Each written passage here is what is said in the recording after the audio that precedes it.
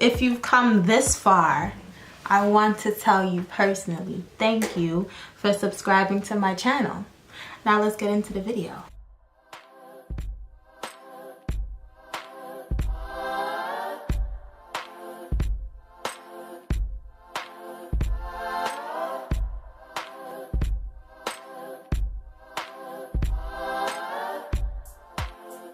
So the secret to making your synthetic wig look very natural is tweezing. That is the only thing. It's going to take some time. Mine probably took about 45 minutes. Go slow so you don't rip the lace, but I promise you, if you take your time, you will love your results.